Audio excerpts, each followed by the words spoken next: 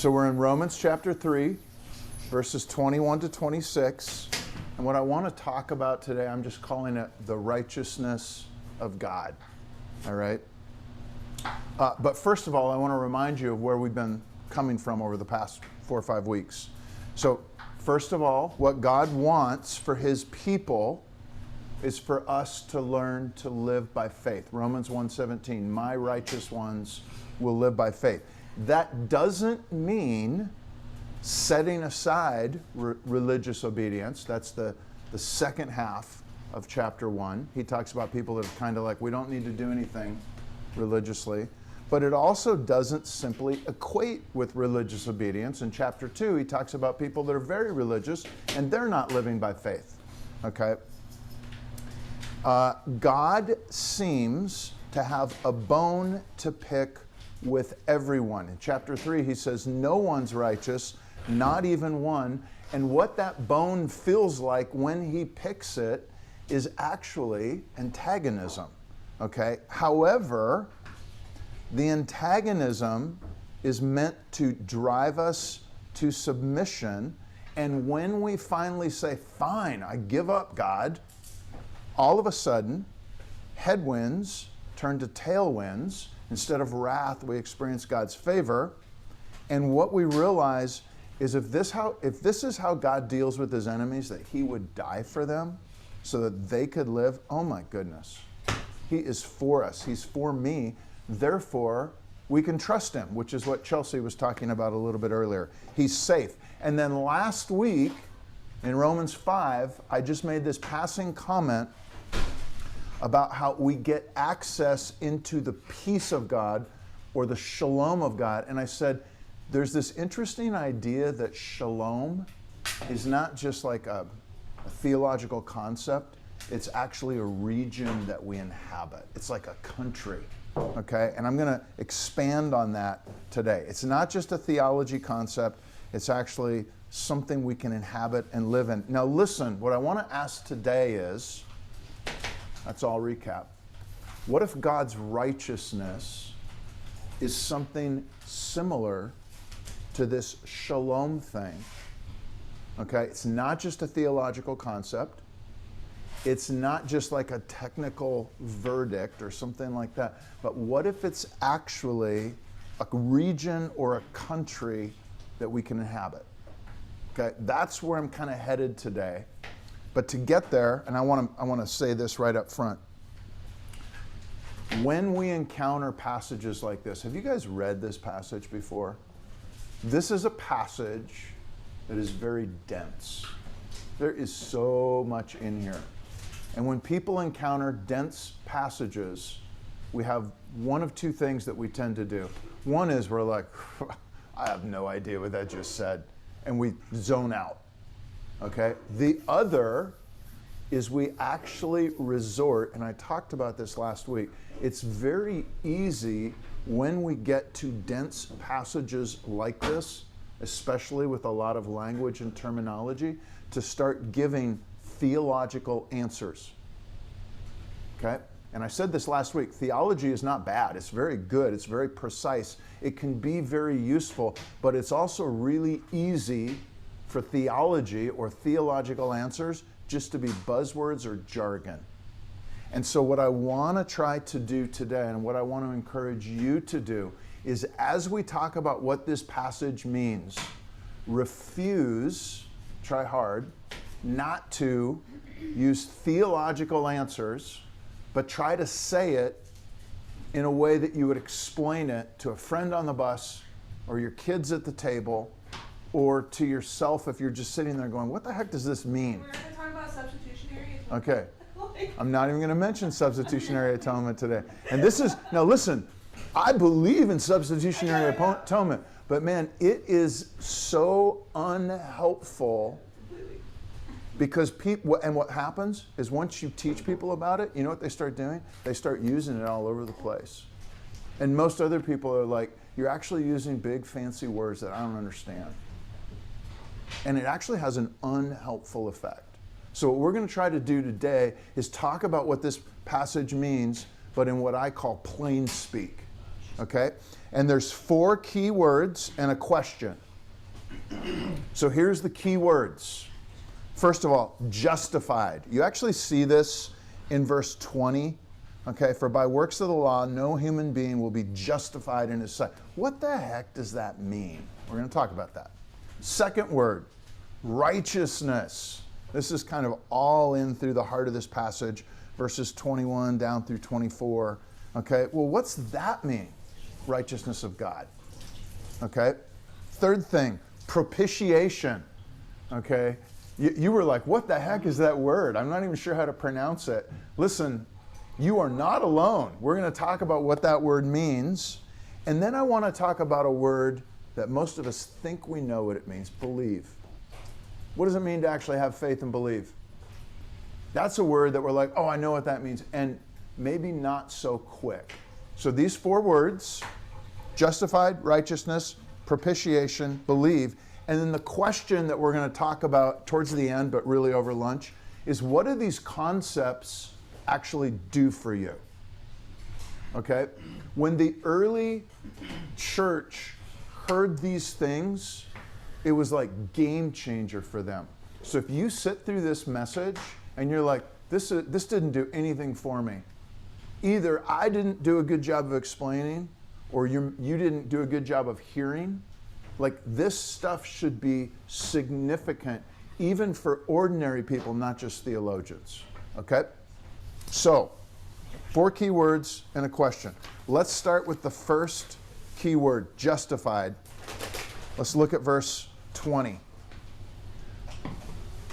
Okay, by works of the law, no human being will be justified in God's sight, since through the law comes knowledge of sin. Okay, what does that word justified mean? When I was young, maybe some of you have heard this. People gave me this answer. Just as if I'd... Anybody heard that? Never sinned. Okay. We're probably the only ones old enough to have heard that. And actually, that's not a bad shorthand answer. That's a good example. Now, anytime we do the plain speak thing, there's going to be stuff that maybe we're glossing over. Okay, but that's actually a pretty good example, just as if I'd never sinned. But I want to flesh it out a little bit. Okay, and I want to try to give you more than that. Here's what it means. Justified, it means validated. It means exonerated. It means God looks at you and says, hey, we're good, Kelly. You're okay. Justified means you're all right with God. Now, we live in a culture that just kind of assumes everybody is all right with God. What this is actually saying is that's not the case. It's actually saying that justification thing, you being all right in God's sight, will never happen by works of the law. Okay? And the question is, well, what does that mean, works of the law? The easy answer is, it's not going to happen by trying to keep the Old Testament rules and regulations, the Mosaic law. But it's actually broader than that. In other words, he's not just saying, hey, the Jews are never going to get there by trying to keep the Old Testament law. He's saying anybody that follows a principle of works, anybody that says, I'm going to do this, and therefore that's going to make me okay with God. Standard of performance. So we live in a culture, if you say, why do you think you're okay with God? Most people are going to say, because I'm a what? Good person. Good person. And this passage is saying, no, that's a standard, not going to work. Okay? There's no one righteous, not even one. No one is good. No one seeks after God. Romans chapter 3. So do you see what I'm saying? It's actually repudiating this idea that there's any principle. Okay? So it's not you being a good person. It's not you having the right theological answers. It's not you even believing a set of facts about God or Jesus or whatever. It's something different. Okay? He is saying nothing that you can do will actually cause you to measure up with God's standard. Now, there's 3 implications from this that I'm going to give you. One is positive. one is kind of negative, and one is actually, I think, curious and intriguing. Okay? So here's the positive one. If there is nothing you can do to gain God's love, then you know what that means? Nothing to do with it. There's nothing you can do to lose God's love as well. Here's what I mean by that. God is not going to love you more or less based on how you perform or fail to. Okay? God is not going to love you more because you're good or less because you're bad. God is not going to love you more because you've got the right answers or less if you've got the wrong ones. God is not going to love you more if you're straight and less if you're gay. If you think that's how God's love works, you don't understand the love of God. And that ought to feel really positive. In other words, my performance doesn't impact God's love for me. Okay? Do you feel positive to you? Okay. Now listen, here's the second one. That first one is encouraging, good. Second one's a little discouraging, okay? It's negative. Basically, it's saying every human being is in trouble. Every human being starts in the same place, not justified. There's no one righteous, not even one. In other words, think about this. Paul would point to Jews as pious as Mother Teresa, and then he'd point to Gentiles or Romans, somebody as power hungry as Donald Trump. And he would say both of them are basically in the same boat. Neither of them is going to be justified in God's sight. Okay, and that is really disconcerting to our culture because we assume that God's got to work this way. If I'm a good person or I'm better than this other person, surely God's got to accept me. And Paul is saying no. We are all outside the boat. We are all in trouble. He's saying none of us is inherently righteous in God's sight. And you can feel how that's like, great. Thank you, Christian. I feel really encouraged, right? Okay. Now listen, here's the third thing. And this is actually curious and intriguing, and I hope you can see it. Look back at chapter 2, verse 13. What he's going to say there, it's not what? Hearers of the law who are righteous before God, but it is what? Doers of the law who will be justified. So in other words, you want to be justified? You've got to be a doer of the law. Okay? And then chapter 3, verse 20, but none of you are doers. Okay? No one's righteous. Not even one. Okay? And then in chapter 4, this is the part where it starts to get curious. Look at verse 14.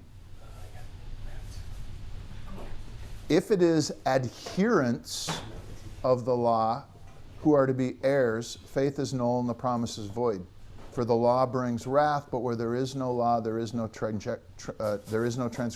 Here's what I want you to see. What he's saying is adherents. What's that the same word as? Doers. Adherents of the law, doers of the law.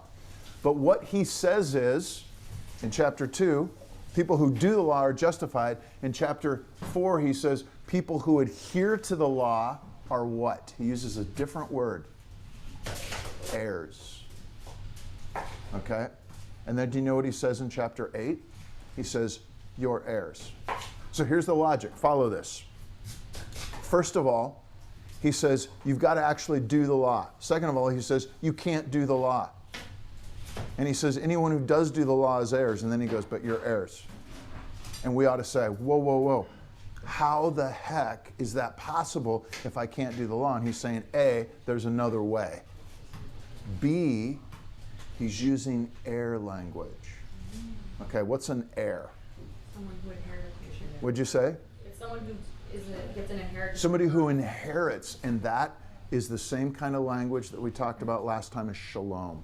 It's kingdom language. In other words, an inheritance is something you inhabit. It's a country, it's a region. In other words, what we're not talking about here when we talk about justification is just this simple, technical, courtroom kind of like verdict. I'm not saying it's not that, but it's more than that. It's actually an inheritance where you get things that God has, and those are actually yours now. Okay? There's like a legal, like you can legally inherit things. Yeah. But we also know that when you don't or do inherit stuff, it feels like it speaks to the relationship you have with the person. Yeah. But it's very relational, but So it's also legal. that's the, yeah. So I'm not saying it's not legal, but what I'm saying is oftentimes when we have theological discussions, it comes out all legal. It's like, oh, this technical courtroom decision where this and this and this case, and you get lost in that. And what I'm pointing out is that Paul is actually looking at this language saying whatever this justification thing is, it's very relational and it involves an inheritance, and I think it's going to involve knowing God, and that is going to be really similar to this peace, shalom thing, like in the sense of this is a region or a country that we can inhabit. Inheritances are also intentional. Yep. Set up to provide for you long term. Yep. Right? Like This you is are a kid in the womb, and your parents are like, let's set up for you now. this is a big deal, not a technical triviality. Is triviality a word? Sounds like it. Ought to be. Okay. So that's justified. That's the first word. Does that make a little bit more sense? What makes you all right in God's sight? Everybody's not all right, but there's a way to be all right, but it doesn't come by performance, okay? To any standard, whether it's the law or whether it's just being a good person. So the second thing, righteousness. Let's look at verse 21.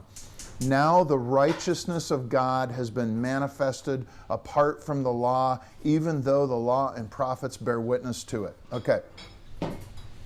This is another word that is very easy to become theological gobbledygook. Highly technical word. That means jargon. We don't really know what it means. Okay? In other words, gobbledygook, people talk about the righteousness of God and it gets very abstract and very technical jargon, and it just doesn't land with us the way it would have landed with the early audience. So let's try, I'm going to say 3 things about the righteousness of God, 3 implications about this. First of all, what does it kind of imply? Righteousness, rightness. So what it's saying is, if the righteousness of God, if the rightness of God, there's a first sense where this just means that God is right, He is just, He is fair, He always acts rightly. Righteousness of God. Okay? Absolutely true. Lots of people acknowledge this.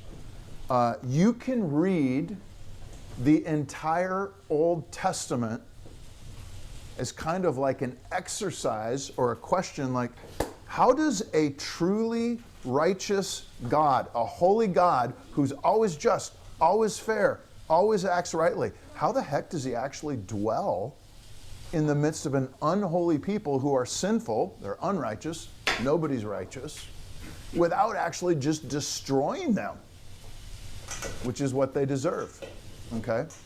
According to Romans chapter 1. Those who throw off God's rule, who are sinful, they deserve death, okay? Now listen. In some ways, the Old Testament is a case study where it's like, hey, here's an idea. Let's try the standard thing. Let's come up with a really good, detailed, heavy-duty standard. Here's the law.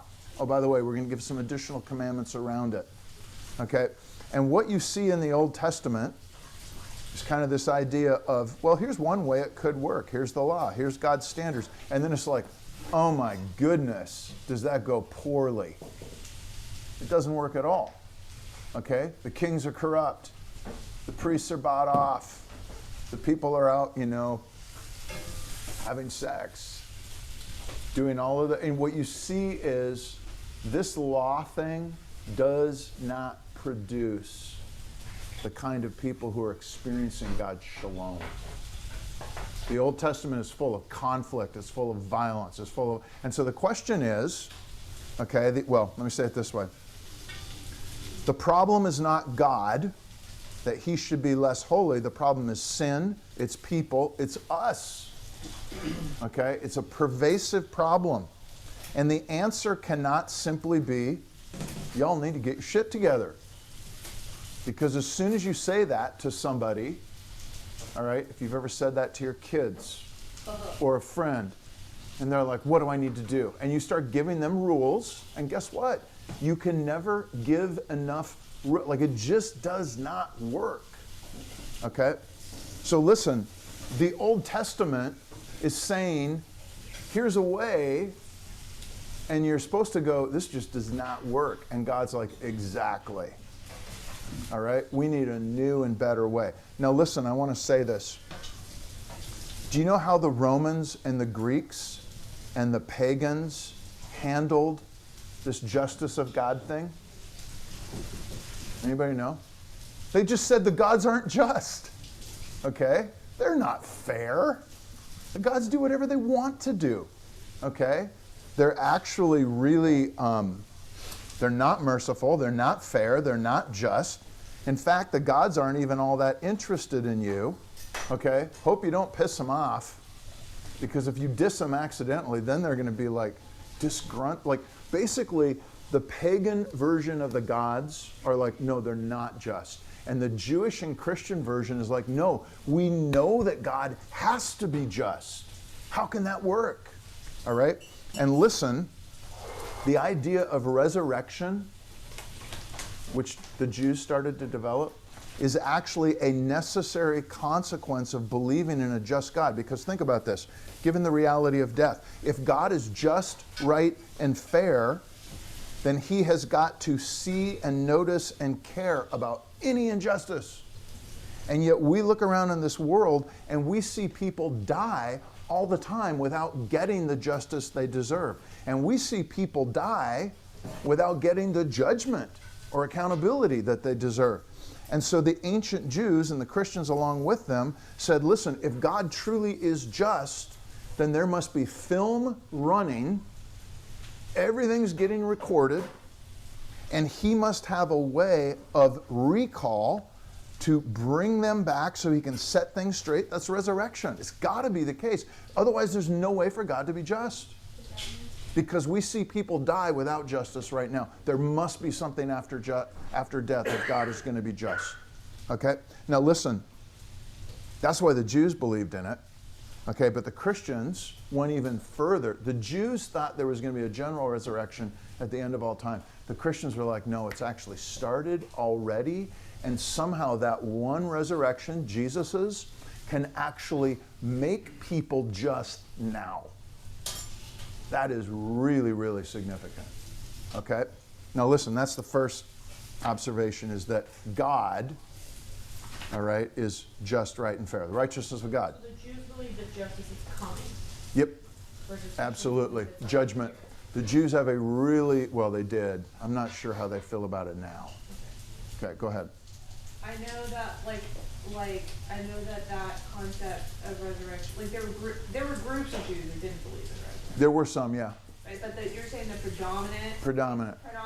In other words, and by the time of Jesus, many Jews, maybe most Jews, believe in resurrection. After the time of Jesus, okay, the only Jews left were kind of the Pharisees, and they did believe in resurrection. So up until, I don't know when, but it started to become more of a, Judaism became more of a cultural thing, and you started to find people, now it would be kind of a minority position.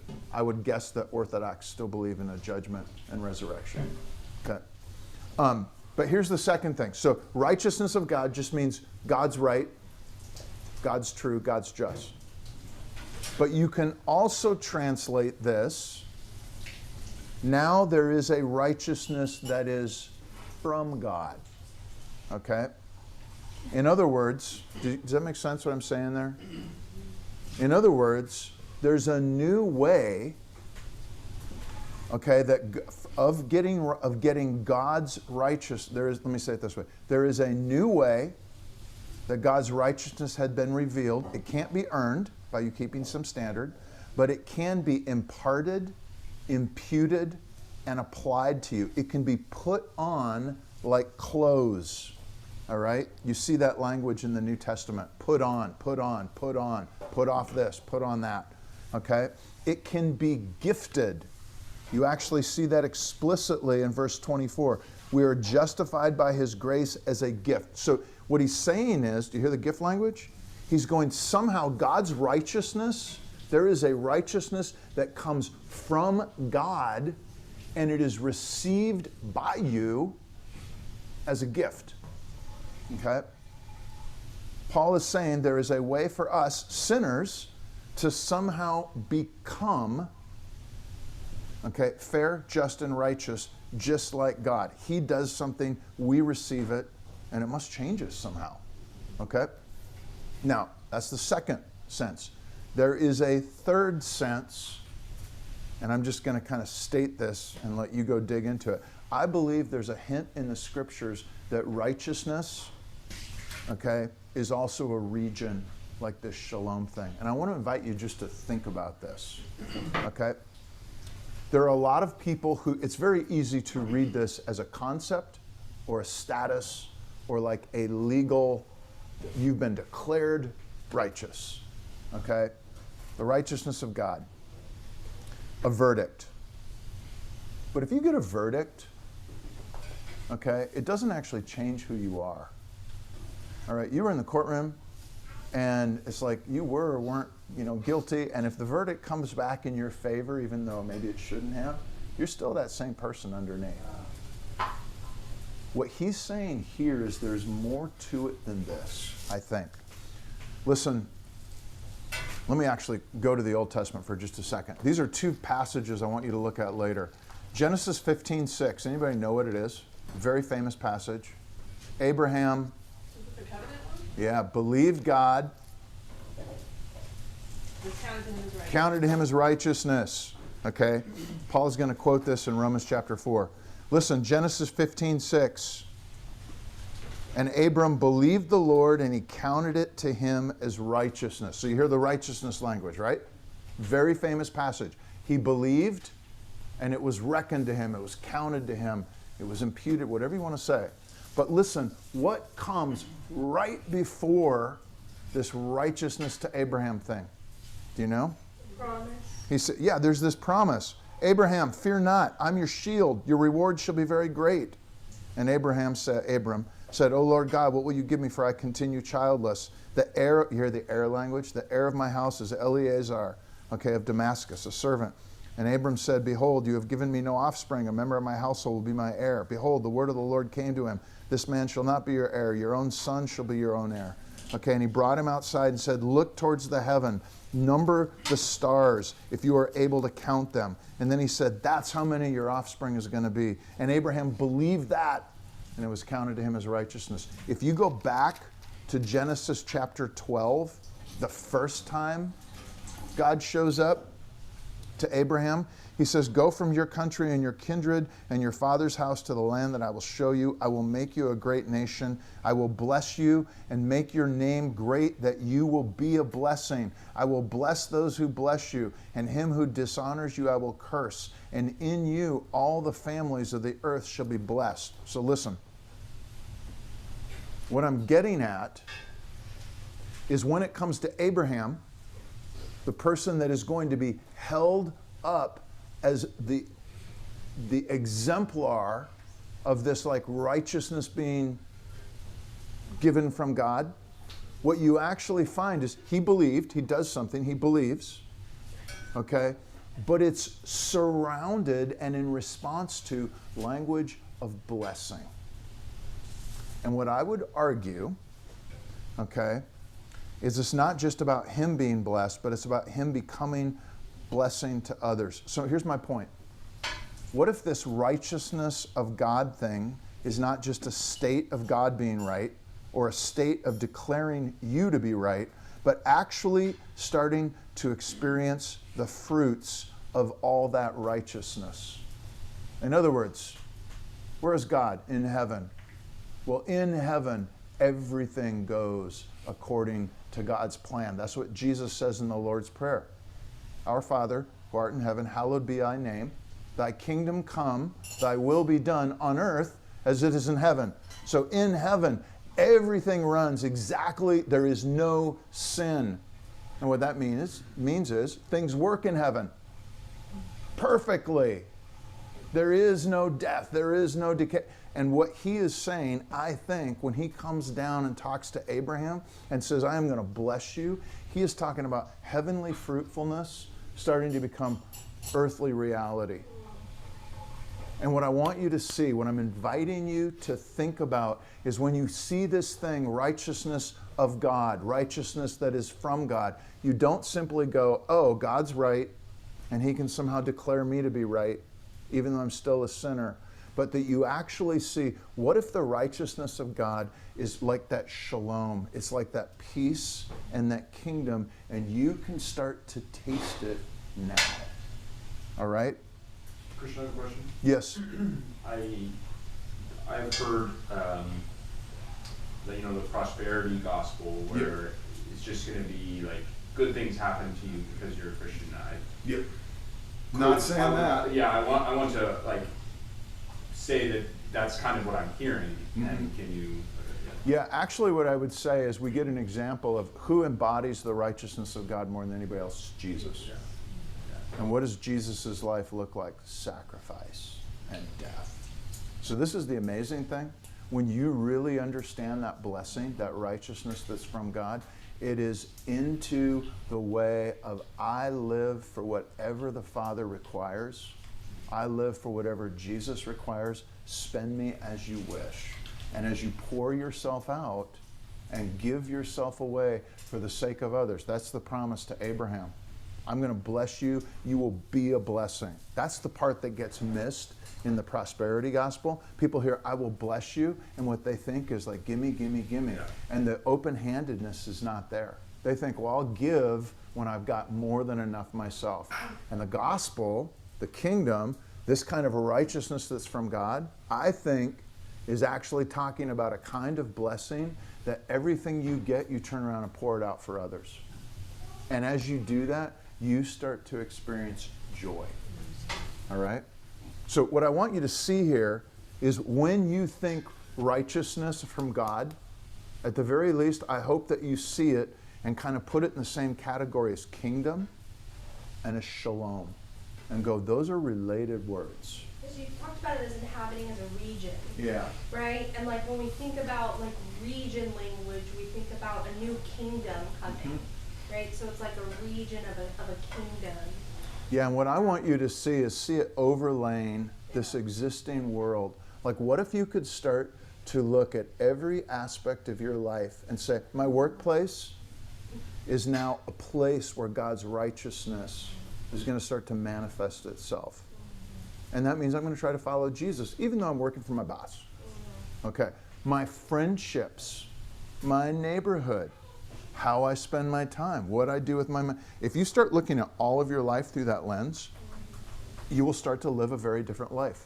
Not in order to get God's approval, but because you've actually tasted it already. Okay? So,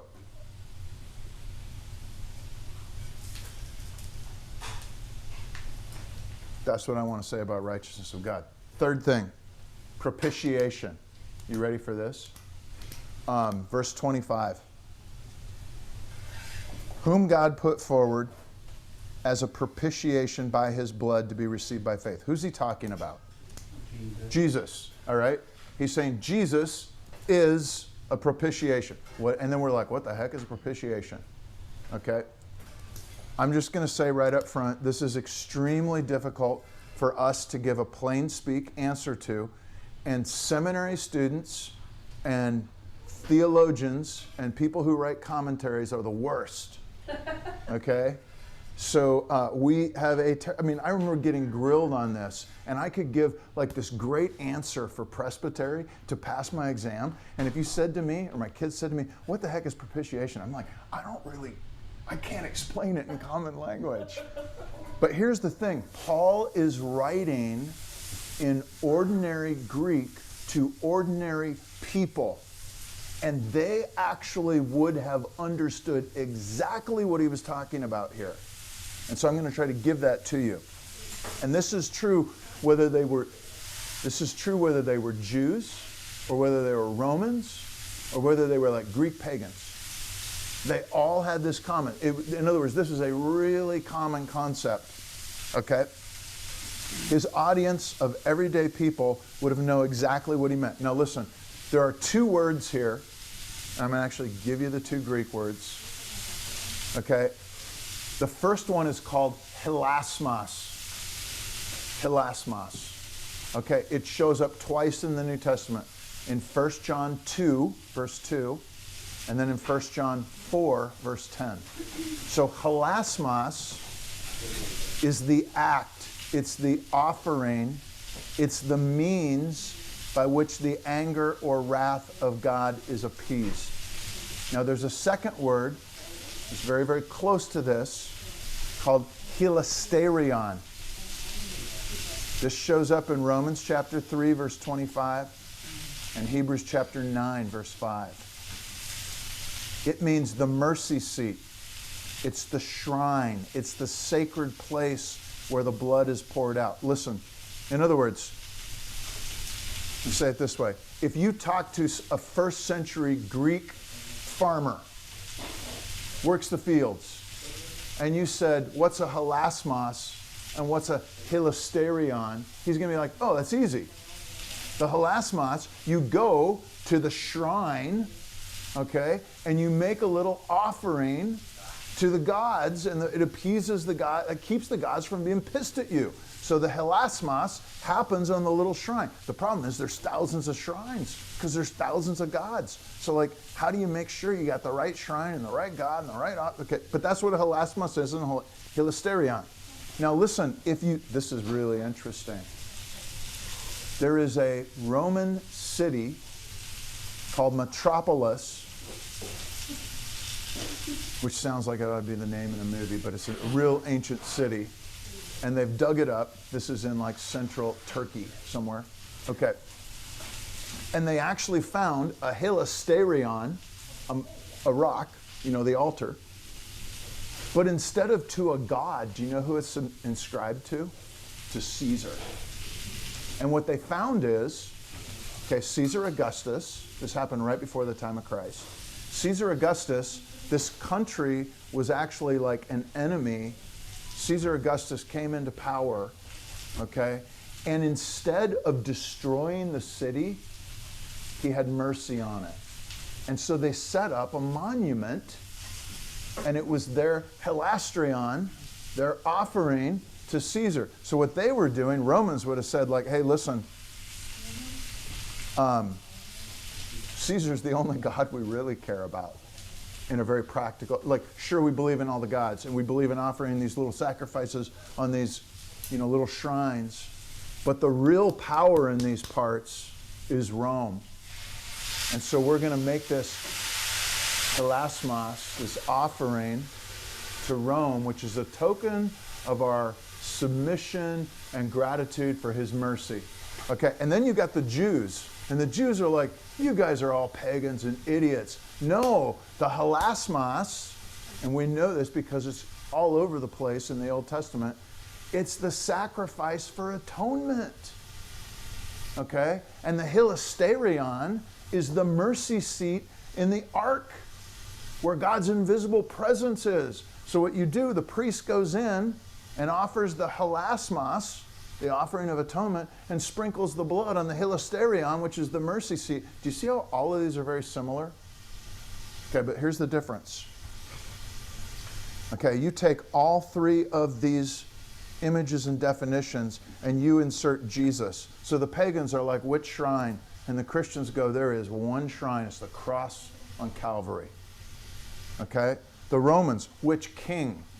And the Christians go, there is one king who had mercy on us all by giving himself as the offering. It's Jesus. He's the Lord. Okay, and then to the Jews, okay, what's the offering? What's the sacrifice that's really going to forgive sin? The Lamb of God. Okay? Think about this. For Christians, all three of these definitions get rolled into one. Jesus is the monument. The New Testament says he's the cornerstone on which everything is built. Okay? Jesus is the sacrifice. He's the perfect, spotless lamb. Jesus is also the high priest, offering the sacrifice, opening the way to God. Do you see how Paul takes this concept that was common currency, it meant different things in 3 different cultures, and he fuses it into one thing and says the offering that appeases God's wrath is Jesus. The person who makes the offering is Jesus. And the sacrificial rock, it's Jesus. All of those things are true. So when you see this, what you should think, when you see propitiation, you should think of the shrine and the offering, but everything is focused on Jesus. Jesus is the one doing, he's like the priest. Jesus is the sacrifice. Jesus is the altar. All of it rolled into one. Okay. See how easy that is? Why don't they teach us that in seminary? Seriously. Do they think of like when they think of like Greek sacrifices and stuff, they think about like people are like, well, hopefully get the right place. It's like they're just trying to like do enough of the gods, kind of leave them alone. Yep. Right? Yep. And so what you recognize though, remember how we've been talking about antagonism? We live in a culture that does not like to believe in God's wrath. In the ancient cultures, everybody believed that if there's gods, they're probably pissed. But what's great is we do believe in wrath. Like Yeah. we want wrath on our enemies. Yeah, we want it on. We On really the other want side. wrath. Yeah. It also makes me think of like how God, like we are all made by God, no matter where we come from. Yep. And if you look throughout history at every religion, human sacrifice, like we know internally, a sacrifice must be made. Yep. The Inca did it, the Mayans did, like throughout, it's in all religions across the world. It's just misguided. But there is this profound knowledge throughout history that somebody must pay. Yep. We've all known it. And That's why you see this comment of like, because we're made by God. And They're made by God. if somebody says, why can't God just forgive? You know what the answer is? Why can't you? In other words, when somebody wrongs us, you can't just forgive. You know, somebody has got to like some kind, either they've got to eat it and say I was wrong, or you're going to have to eat it and say I'm going to overlook it. I'm going to absorb it. Okay, last thing real quick. What does the word believe mean? It says this in verse 22. The righteousness of God is through faith in Jesus Christ for all who believe. We live in a culture that thinks they know what believe means. And what I just want to point out here, it's not enough to just believe in God or to just like have faith that somehow things are going to be okay in the end. This is very, very specific. It needs to be faith in Jesus. And I want to point something out in verse 25. It needs to be received by faith. God put forward Jesus. There's something receptive about Jesus. Okay? And then look at from Romans chapter 1, verse 17. The righteous will live by faith. Faith is receptive, it's responsive, and it is focused and centered on Jesus. And so one of the questions we should be saying is like, how is my faith receiving and responding? When God tells me something I don't like to hear, do I embrace it? Do I receive it even though I don't like it? Or do I'm like, no, that's not the case. And I like make excuses and I don't do it. Okay, when God says something to me, do I respond and move towards others, move towards God? Okay, move in new directions, taking steps of faith. It's just really, really important to go, faith is Jesus-focused, Jesus-centric. It is receptive, and it is also responsive. And we should be asking ourselves, is our faith doing anything in our lives? Okay? Faith without deeds is dead. Even the demons believe in God and shudder. Okay? Show me your faith by what you do and how you live. The righteous will live by faith. What we're talking about here is there is a kind of faith that moves. All right? Okay, last question. Those are the 4 concepts. Talked about, what'd you say? Yeah.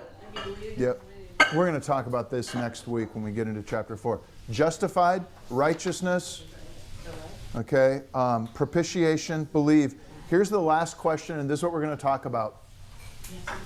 How does these concepts move you? If you hear this and you're like, yeah, doesn't make any difference, then you've missed something, or I haven't explained something. But what I want you to think about is, well, if these things were true, these basic, simple definitions, what would it do? Because surely it would do with something. Look at verse 27. So what becomes of boasting? It is excluded. Do you see what he's saying is, if these things are true, you can't take credit for anything. You can't be proud. You have nothing to boast about. So that's a practical application. There's a couple of other things, but I want to give you guys a chance to discuss it. Let's go to the Lord's Supper. Let me pray for us, okay? And then we'll talk about this over lunch today.